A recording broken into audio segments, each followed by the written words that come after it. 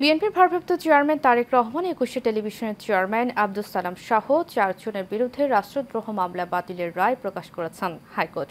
আদালতের পর্যবেক্ষণে বলা হয়, মামলা যথাযথ প্রক্রিয়ায় করা হয়নি। অসৎ উদ্দেশ্য ও রাজনৈতিকভাবে হয়রানির জন্য এই মামলা রুজু করা হয়েছিল, ফলে এর কোনো মেরিট নেই। ওয়ালিদ সিদ্দিকীর রিপোর্ট।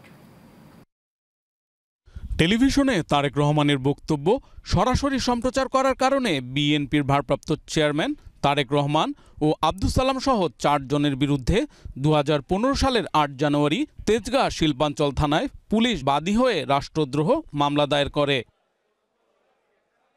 দীর্ঘদিন পর মামলার শুনানি শেষে গত ৩১ অক্টোবর রাষ্ট্রদ্রোহ মামলার কার্যক্রম বাতিল করে আসামিদের খালাস দেন হাইকোর্ট।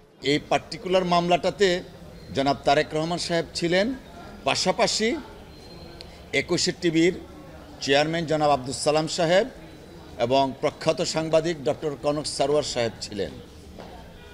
ওনাদের বিরুদ্ধে অভিযোগ ছিল রাষ্ট্রদ্রোহীর অভিযোগ। আগে একটা রুল ইস্যু ছিল, সেই রুলটা শুনানির পরে মহামান্য সুপ্রিম কোর্টের হাইকোর্ট ডিভিশন মামলাটা বাতিল করে দিয়েছেন।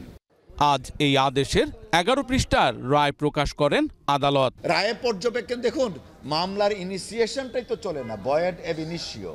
এদিকে জাতীয় পতাকা অবমাননার অভিযোগে রাষ্ট্রদ্রোহ মামলায় সাবেক ইসকন নেতা চিন্ময় কৃষ্ণ দাসকে কেন জামিন দেয়া হবে না তা জানতে ২ সপ্তাহের রুল জারি করেছেন হাইকোর্ট।